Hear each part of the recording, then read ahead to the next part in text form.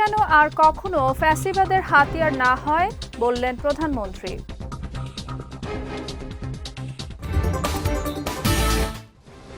বিগত দিনে প্রত্যেকটি জায়গায় দুর্বৃত্তের সংস্কৃতি তৈরি হয়েছিল মন্তব্য তথ্যমন্ত্রীর। এবং ঈদযাত্রা নির্বিঘ্ন করতে সব ধরনের ব্যবস্থা নিশ্চিত করা হচ্ছে জানালেন সড়কমন্ত্রী।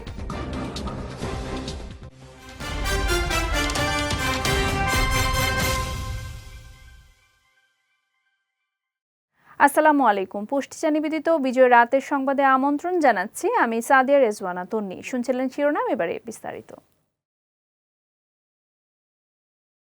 জনগণের জানমালের নিরাপত্তা নিশ্চিতে সাধ্য সামর্থ্যের সবটুকু দিয়ে চেষ্টা করবে পুলিশ বাহিনীর কাছে, এমনটাই প্রত্যাশা বর্তমান সরকারের।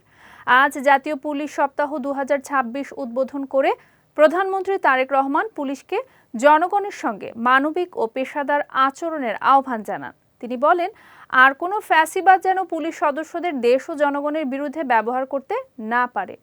যে কোনো মূল্যে স্বাধীনতা রক্ষা পুলিশ বাহিনীর পবিত্র দায়িত্ব বলেও মনে করেন প্রধানমন্ত্রী। অনুষ্ঠানে প্রধানমন্ত্রীর স্ত্রী জুবাইদা রহমানও উপস্থিত ছিলেন। পরে তারা বাংলাদেশ পুলিশ নারী কল্যাণ সমিতির স্টল পরিদর্শন করেন এবং প্যারেডে অংশ নেওয়া পুলিশ ও র্যাব সদস্যদের অভিনন্দন জানান। এই বাংলাদেশে আর কোনো ফ্যাসিবাদ স্বৈরাচার যেন পুলিশ সদস্যদেরকে দেশ এবং জনগণের স্বাধীনতার বিরুদ্ধে ব্যবহার করতে সক্ষম না হয়। স্বাধীনতার প্রথম প্রহরেই পুলিশের রক্তে রঞ্জিত এই মাটিতে দাঁড়িয়ে আসুন আজ আমরা আবারও নতুন শপথে অঙ্গীকারবদ্ধ হই। বিগত দিনে প্রত্যেকটি জায়গায় দুর্বৃত্তের সংস্কৃতি তৈরি হয়েছিল বলে মন্তব্য করেছেন তথ্যমন্ত্রী জহির উদ্দিন স্বপন। সকালে রাজধানী ধানমন্ডিতে আয়োজিত এক অনুষ্ঠানে তিনি এই মন্তব্য করেন। সোহানুর রহমান সোহানের ক্যামেরায় শায়ান সাব্বিরের রিপোর্টে থাকছে বিস্তারিত। রবিবার সকালে রাজধানীর ড্যাফোডিল টাওয়ারে বাংলাদেশ ছাত্র কল্যাণ ট্রাস্টের সেমিনার ও মেধাবৃত্তি প্রদান অনুষ্ঠানে আসেন তথ্যমন্ত্রী জহির উদ্দিন স্বপন। এ সময় বিগত দিনে প্রত্যেকটি জায়গায় এমন দুর্বৃত্তের সংস্কৃতি তৈরি হয়েছিল যে কোনো সমস্যা নিয়ে আলোচনার সুযোগ ছিল না বলে অভিযোগ করেন তিনি। এই ধরনের আলাপ আলোচনা করার মতোই তো পরিবেশ ছিল না।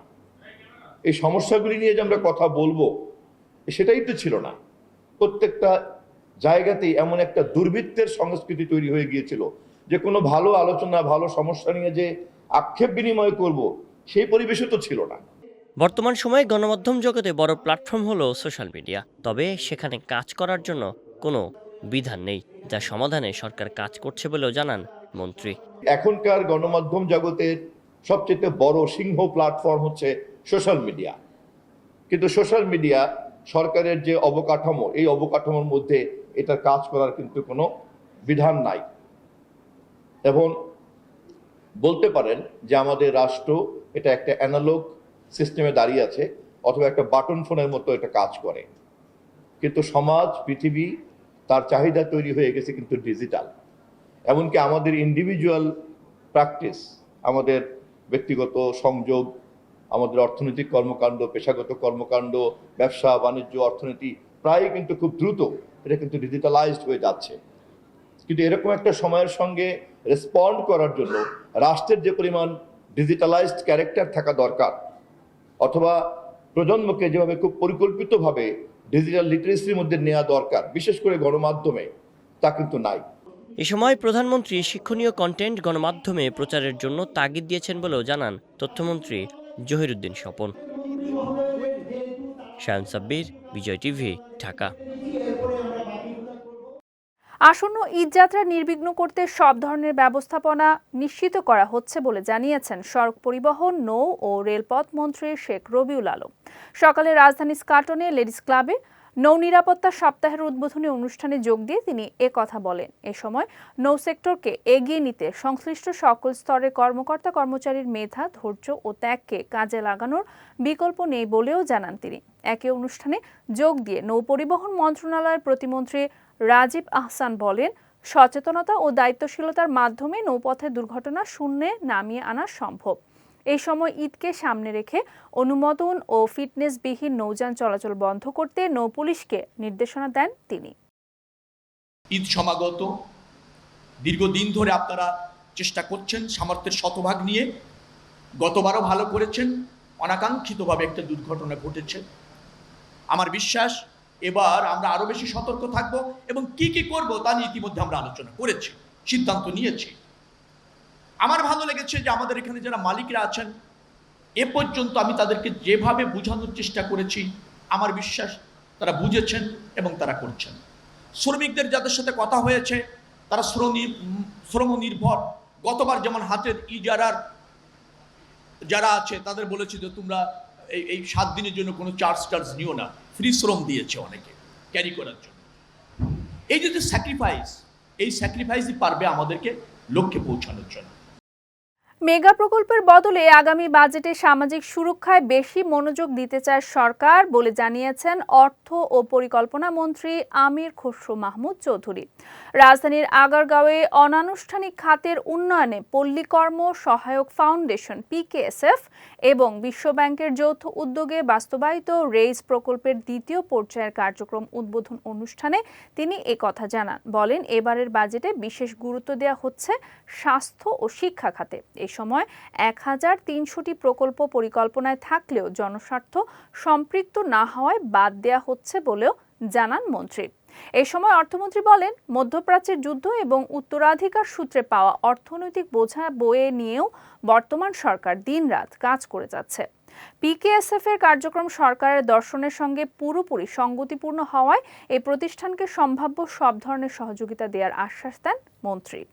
আমাদের আউট অফ পকেট এক্সপেন্ডিচার নিজের স্বাস্থ্য সেবার জন্য আফগানিস্তান চেয়ে বেশি, কিন্তু সেটা লজ্জাকর ব্যাপার। কিন্তু আগামীতে বাজেটেও সেটা রিফ্লেকশন হবে। আমাদের এক্সপেন্ডিচার হেলথ সেক্টরে, এডুকেশন সেক্টরে, সোশ্যাল সেক্টরে ইতিমধ্যে দেখতেই পাচ্ছেন, এগুলো কিন্তু বাড়তে থাকবে। বাংলাদেশের সঙ্গে স্থায়ী বন্ধুত্ব তৈরিতে ভারতকে সীমান্ত হত্যা বন্ধ করতে হবে বলে মন্তব্য করেছেন প্রধানমন্ত্রীর রাজনৈতিক উপদেষ্টা ও বিএনপির সিনিয়র যুগ্ম মহাসচিব রুহুল কবির রিজভী। আজ রাজধানীর কাকরাইলে ডিপ্লোমা ইঞ্জিনিয়ার্স ইনস্টিটিউটে IDB-র 45তম জাতীয় কাউন্সিলে তিনি এই মন্তব্য করেন। শনিবার ব্রাহ্মণবাড়িয়ার সীমান্তে 2 জন বাংলাদেশি হত্যায় উদ্বেগ জানিয়ে তিনি বলেন, এমন হত্যা আর দেখতে চায় না বাংলার মানুষ।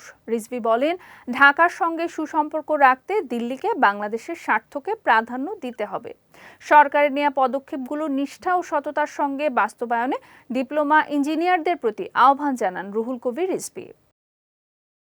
গতকাল 2 জনকে গুলি করে হত্যা করা হয়েছে ব্রাহ্মণবাড়িয়ার একসময়। এগুলো কিসের আলামত? এটা তো পৃথিবী, এটা তো বাংলাদেশ, এমনকি ভারতের জনগণও তো চায় না যে প্রতিবেশী 2টি দেশ, সেই 2টি দেশ শান্তিপূর্ণ থাকতে চায়। আপনি বারবার সীমান্তকে রক্তাক্ত করতে থাকবেন, এইভাবে তো একটি ভালো সম্পর্ক কখনোই গড়ে ওঠে না। দিল্লিকে অবশ্যই এই রক্তপাত বন্ধ করতে হবে। বাংলাদেশের সাথে যদি একটি স্থায়ী বন্ধুত্ব গড়ে তুলতে চান, তাহলে এই যে একটা মানে সহিংসতার মনোবৃত্তি, এটা পরিহার করতে হবে। আসন্ন স্থানীয় সরকার নির্বাচনকে সামনে রেখে উপজেলা চেয়ারম্যান ও পৌর মেয়র পদে 100 জন প্রার্থীর নাম ঘোষণা করেছে জাতীয় নাগরিক পার্টি NCP। আজ রাজধানীর বাংলা মোটরে দলটির কেন্দ্রীয় কার্যালয়ে আয়োজিত এক সংবাদ সম্মেলনে প্রার্থীদের এই তালিকা প্রকাশ করা হয়। ঘোষিত তালিকায় উপজেলা চেয়ারম্যান পদে 50 জন এবং পৌর মেয়র পদে 50 জন প্রার্থীর নাম রয়েছে। সংবাদ সম্মেলনে NCPর উত্তরাঞ্চলের মুখ্য সংগঠক সার্জিস আলম বলেন, জাতীয় নির্বাচনের প্রস্তুতির জন্য পর্যাপ্ত সময় পাওয়া যায়নি এবং সাংগঠনিকভাবে ওয়ার্ড পর্যায়ে প্রস্তুতিও সব আসনে পর্যাপ্ত ছিল না। তবে 11 দলীয় জোটের অংশ হলেও স্থানীয় সরকার নির্বাচনে NCP এককভাবে লড়ার প্রস্তুতি নিচ্ছে বলে জানান সার্জিস আলম। আমরা জাতীয় নির্বাচনে একটি অভিজ্ঞতার মধ্য দিয়ে গিয়েছি, যেখানে আমরা নির্বাচনের প্রস্তুতির জন্য যথেষ্ট সময় পাইনি এবং জোট সহ বিভিন্ন বিষয়ে আমাদের যারা প্রার্থী ছিলেন তাদের নিজস্ব আসনে কাজ করার জন্য, একটা সংসদীয় আসন গোছানোর জন্য যতটুকু সময় প্রয়োজন ছিল, আত্মপ্রকাশ করার মাত্র 1 বছর হওয়ার কারণে আমরা ততটুকু সময় পাইনি এবং সাংগঠনিকভাবেও প্রত্যেকটি আসনের ওয়ার্ড পর্যায় পর্যন্ত, যেই ওয়ার্ডকে কেন্দ্র করে ভোট সেন্টারগুলো হয়, সেই ওয়ার্ড পর্যায় পর্যন্ত আমাদের জাতীয় নির্বাচনের সাংগঠনিক ভিত্তি সব জায়গায় প্রত্যাশা অনুযায়ী শক্তিশালী ছিল না। বাংলাদেশের নিবন্ধিত রাজনৈতিক দল হিসেবে এনসিপি প্রথম স্থানীয় সরকার নির্বাচন পরিচালনা কমিটি গঠন করে।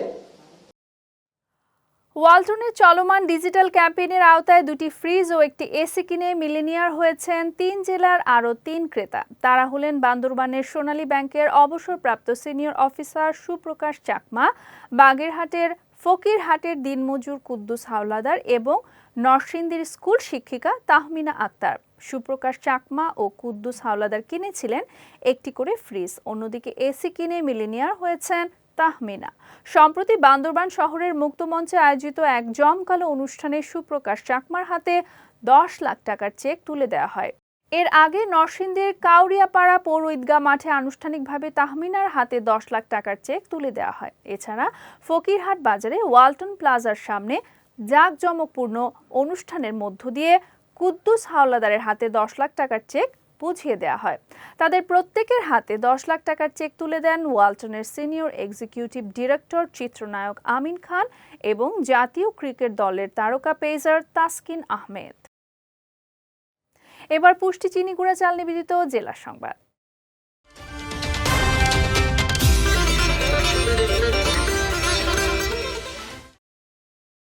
সরকার আগামী 5 বছরে 7,000 কিলোমিটার খাল খননের পরিকল্পনা নিয়েছে বলে জানিয়েছেন দুর্যোগ ব্যবস্থাপনা ও ত্রাণ মন্ত্রী আসাদুল হাবিব দুলু। দুপুরে কুড়িগ্রাম সদর উপজেলার হোলোখানা ইউনিয়নের আরাজি পলাশবাড়ি এলাকায় দাসেরহাট ছড়া থেকে এসিল্যান্ড ছড়া পর্যন্ত সংযোগ খাল পুনর্খনন কাজের উদ্বোধনকালে তিনি কথা জানান। বলেন, শহীদ রাষ্ট্রপতি জিয়াউর রহমানের যুগান্তকারী উদ্যোগ খাল খনন কর্মসূচির কাজকে এগিয়ে নিয়ে যেতে 5টি খালের 7.23 কিলোমিটার এলাকার কৃষি জমি সেচের আওতায় নিয়ে আসা হবে। পাশাপাশি খালে মৎস্য চাষ ও তীরে গাছ লাগানোর মাধ্যমে পরিবেশের ভারসাম্য রক্ষা হবে। এই সময় জেলা প্রশাসক অন্নপূর্ণা দেবনাথ, জেলা বিএনপির আহ্বায়ক মোস্তাফিজুর রহমান মোস্তফা সহ অনেকেই উপস্থিত ছিলেন। আমি একটা আন্দোলন করেছি যে তিস্তা মহাপরিকল্পনা, সেটিও মাননীয় প্রধানমন্ত্রীটা অত্যন্ত গুরুত্ব সহকারে দেখছেন, কিন্তু সেটা নিয়ে আমাদের এখন পর্যন্ত যতটুকু কাজ অগ্রগতি হয়েছে আমি আশা করতেছি যে তিস্তা মহাপরিকল্পনার মাধ্যমে যেমন এই কুড়িগ্রামের একটি বৃহৎ অংশের মানুষ বেঁচে যাবে, পানির স্বল্পতা থেকে দূরীভূত হবে, নদী ভাঙন থেকে রক্ষা হবে এবং তিস্তা পাড়ে মানুষের কর্মসংস্থানের জন্য শিল্প কারখানা নির্মিত হবে। অনুরূপভাবে ধলনার দ্বারাও কুড়িগ্রাম জেলা ক্ষতিগ্রস্ত হচ্ছে। আমি আশা করি যে আমি হয়তো ঢাকায় ফিরে এটার কতটুকু অগ্রগতি, এই প্রকল্প কোথায় আছে এটা আমি খোঁজ নিয়ে পরে। প্রাথমিক শিক্ষা শিক্ষার্থীদের মূল ভিত্তি, আর এই ভিত্তি মজবুত করতে শিক্ষকদের পাশাপাশি প্রধান শিক্ষকদের অবদান সবচেয়ে বেশি বলে মন্তব্য করেছেন প্রাথমিক ও গণশিক্ষা প্রতিমন্ত্রী ববি হাজ্জাদ। সকালে লিডারশিপ ট্রেনিং সেন্টার মিলনায়তনে বিভিন্ন প্রাথমিক বিদ্যালয়ের প্রধান শিক্ষক ও সহকারী শিক্ষকদের নিয়ে আয়োজিত 5 দিনব্যাপী প্রশিক্ষণের উদ্বোধন অনুষ্ঠানে তিনি এই মন্তব্য করেন। বলেন, প্রধান শিক্ষকদের নিজেদের আগে তৈরি হতে হবে, দক্ষ হতে হবে। প্রাথমিক শিক্ষা অধিদপ্তরের প্রশিক্ষণ বিভাগের পরিচালক মোহাম্মদ কামরুল হাসানের সভাপতিত্বে অনুষ্ঠানে প্রাথমিক শিক্ষা অধিদপ্তরের মহাপরিচালক শাহিনা ফেরদৌসী উপস্থিত ছিলেন। গাজীপুরের কালিয়াকৈরে গরুচোর সন্দেহে 3 জনকে পিটিয়ে হত্যা করা হয়েছে। পুলিশ জানায়, ভোর 4টায় 10 থেকে 12 জনের সংঘবদ্ধ চক্র একটি পিকআপ ভ্যান নিয়ে উপজেলার বাগচালা এলাকায় বাহাদুর মিয়া ও আবু বক্করের বাড়িতে হানা দেয়। এই সময় বাড়ির লোকজন বিষয়টি টের পেয়ে আশেপাশের লোকজনকে ডাকাডাকি করলে স্থানীয়রা তাদের ধাওয়া দিয়ে 3 জনকে আটক করে গণপিটুনি ও তাদের ব্যবহৃত পিকআপ ভ্যানে আগুন ধরিয়ে দেয়। খবর পেয়ে পুলিশ ঘটনাস্থলে পৌঁছে আহত অবস্থায় 3 জনকে উদ্ধার করে গাজীপুরের শহীদ তাজউদ্দিন আহমদ মেডিকেল কলেজ হাসপাতালে নিয়ে যায়। সেখানকার চিকিৎসক 3 জনকে মৃত ঘোষণা করেন। এবারে পুষ্টি নিবেদিত আন্তর্জাতিক প্রসঙ্গ।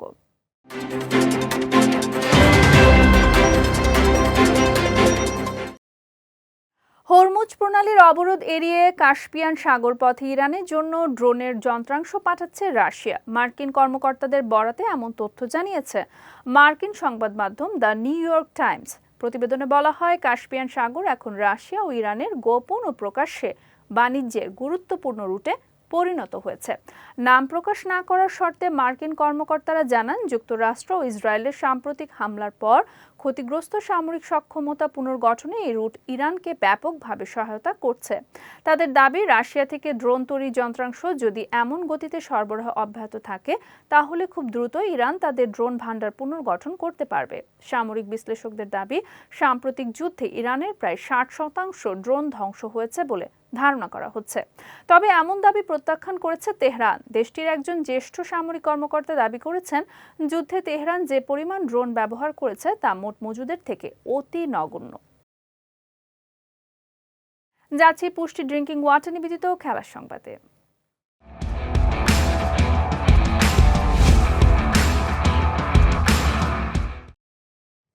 ইংল্যান্ডে অনুষ্ঠিতব্য আসন্ন টি-20 নারী বিশ্বকাপকে সামনে রেখে 15 সদস্যের স্কোয়াড ঘোষণা করেছে বিসিবি। রোববার মিরপুরের শেরেবাংলা স্টেডিয়ামের সংবাদ সম্মেলনে দল ঘোষণা করেছেন দুই নির্বাচক সাজ্জাদ আহমেদ শিপন এবং সালমা খাতুন। দলে চমক হিসেবে জায়গা করে নিয়েছেন তাজ নেহার। ডানহাতি এই ব্যাটারকে নেয়ার কারণ হলো লোয়ার অর্ডার শক্তিশালী করা, আর নিয়মিত অধিনায়ক নিগার সুলতানার হাতেই থাকছে বিশ্বকাপে বাংলাদেশের নেতৃত্ব, আর তার ডেপুটি হিসেবে থাকছে নাহিদা আক্তার।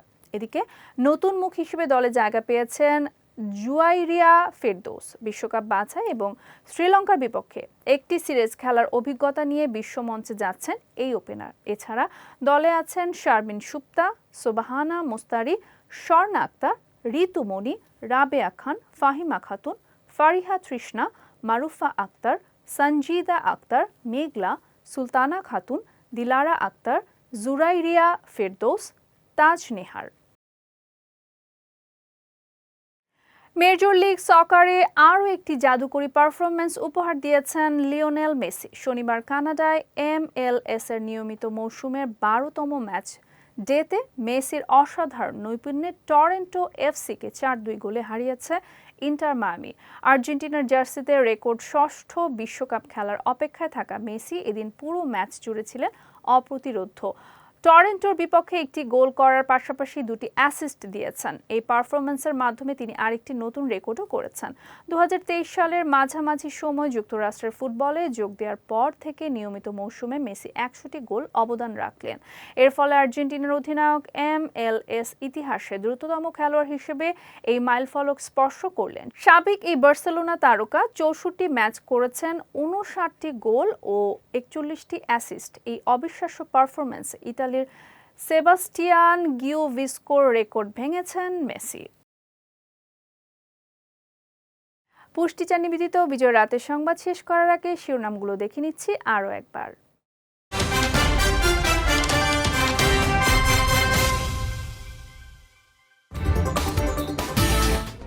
পুলিশ যেন আর কখনো ফ্যাসিবাদের হাতিয়ার না হয়, বললেন প্রধানমন্ত্রী।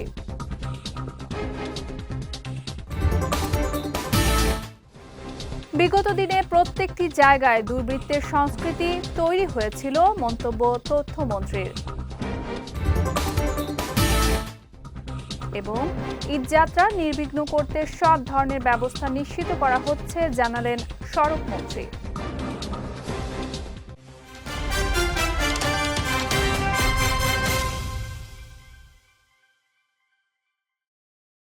বিজয় রাতের সংবাদ শেষে আজকের মতো আমি সাদিয়া রেজওয়ানা তন্নি আপনাদের কাছ থেকে বিদায় নিচ্ছি। আগামীকাল একই সময়ে নতুন সব খবর দেখতে চোখ রাখুন বিজয় টিভিতে। এছাড়াও আজকের বিজয় রাতের সংবাদের ভিডিও দেখতে পারেন আমাদের ইউটিউব এবং ফেসবুক পেজে। আমাদের ইউটিউব হলো youtube.com/bijaytvofficial এবং আমাদের ফেসবুক পেজ হলো facebook.com/bijaytvlimited। এতক্ষণ সঙ্গে থাকার জন্য ধন্যবাদ সবাইকে।